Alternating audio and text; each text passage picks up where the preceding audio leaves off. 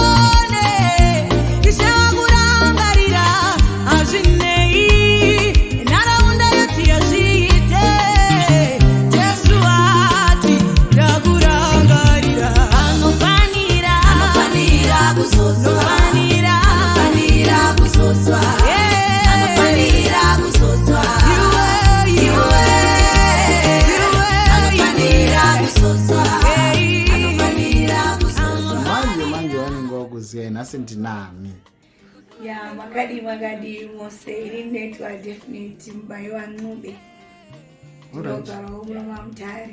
alright definitely mbayo wangu anemba musambo we gospel zvitanzwa muchimba yes gospel artist anditi yes makapinda sei munyaya mhanzi uye makatanga rini?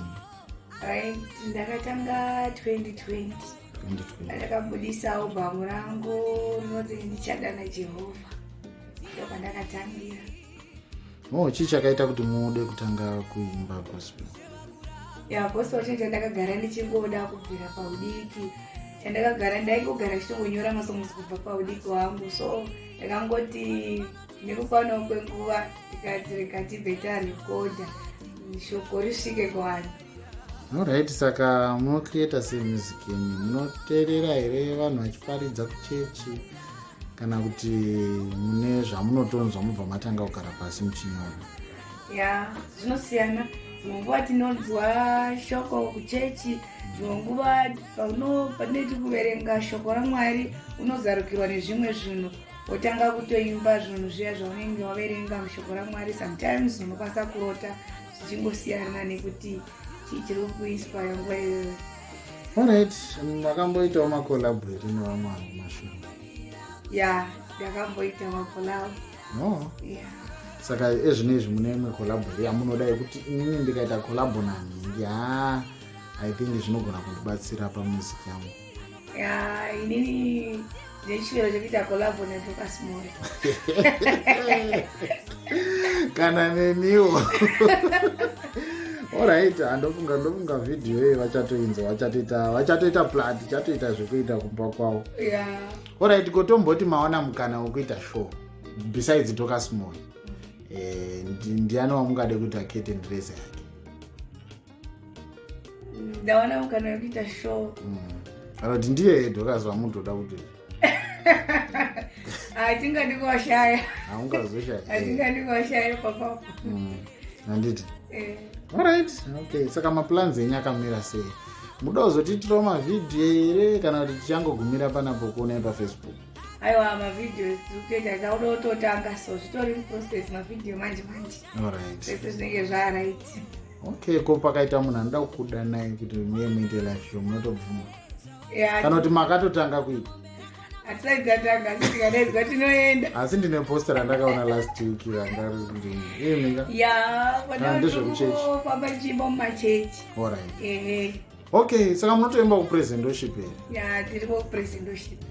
Hamuzorege here kana mazotanga zvino? Hatimiri ba. Tatojaira kuti takaenda kupresent worship ndichiri kuSunday school kusvika nhasi, saka hatiregi. Vanenge vachida kubata vanokubata ipapo besides worship? Vanenge vaida kutibata toenda zvokuya kumba. vanodibata ipapo pamuri kutiona paFacebook. Hapana direct contact because pane vamwe vanhu vanonge vachida ya namba dziripo namba zvakanaka kuti tushare with them zvinobatsira ya unotibata 077 320 899. Okay, alright. Mashoko kune vanhu vakateerera.